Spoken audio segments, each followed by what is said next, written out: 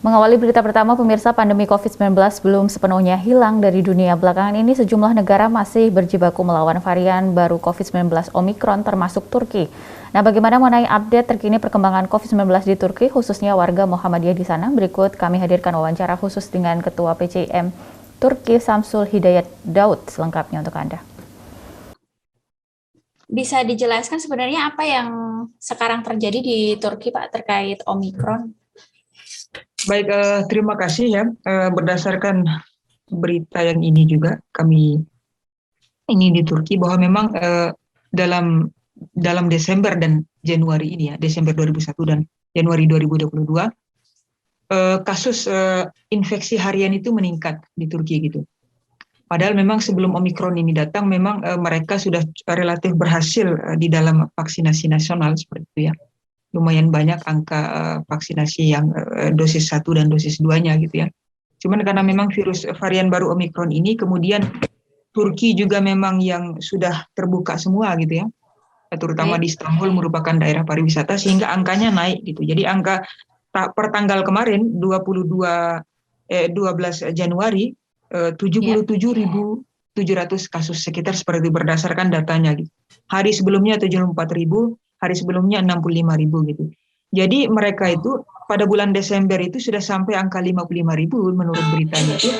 Mereka itu mencapai rekor tertinggi selama 9 bulan terakhir gitu. Baik.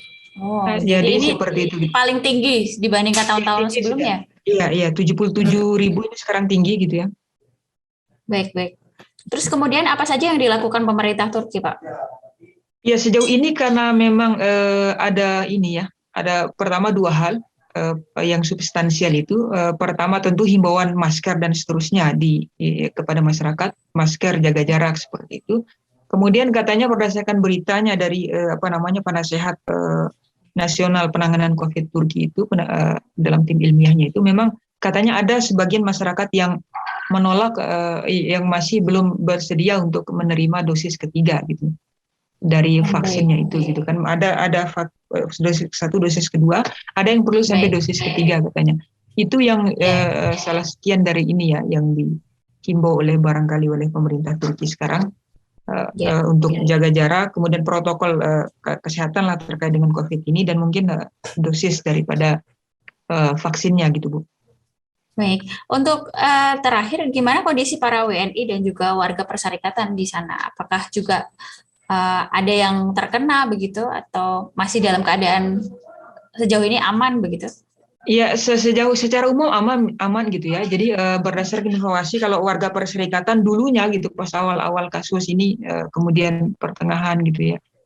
Setelah itu ada yang terkena 1-2 berdasarkan yang kami tahu gitu. Tapi memang KBRI Ankara gitu ya sangat responsif terhadap warga WNI yang terkena COVID gitu. Jadi memang kita disediakan misalnya mereka ada kekurangan, misal butuh vitamin tambahan akan dikirimkan ke tempatnya oleh KBRI Ankara, atau misal mereka juga butuh sembako tambahan, beras atau apa itu akan disupport oleh KBRI Ankara gitu. Dan memang berdasarkan kita tanya ke teman kita yang kerja di kedutaan itu, berdasarkan laporan terakhir itu ada sekitar 82 kasus untuk WNI gitu.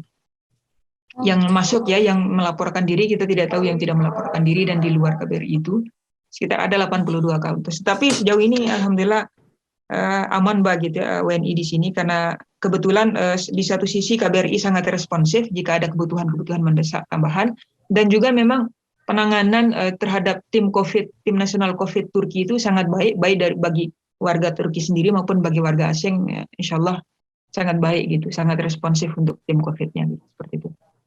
Baik, kita tahu bahwa di Indonesia banyak sekali warga negara Indonesia yang datang ke Turki untuk liburan dan kemudian setelah kembali ke tanah air mengalami terinfeksi virus COVID begitu.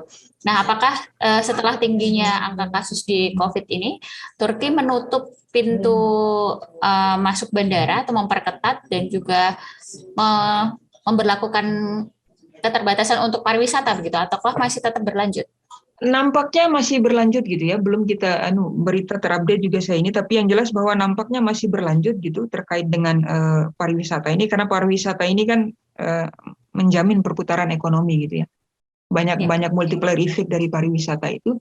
Yang justru yang kami dengar itu ketika pulangnya ke Indonesia itu karantina segala macam itu sekian hari itu. Kita sejauh ini belum ada hal yang signifikan terkait dengan pariwisata sejauh yang kami tahu gitu. Di Turki Tapi yang jelas sejauh ini warga negara Indonesia dan juga persyarikatan banyak yang di tahun ini masih safety dalam keadaan baik-baik masih saja. safety, alhamdulillah. Mudah-mudahan tidak Ya. terjadi apa-apa, dan kalaupun ada kasus kan insya Allah responsif dari KBRI dan tim Turki sendiri gitu. Baik, terima kasih Pak Daud Terima kasih Bu. atas waktunya. Iya.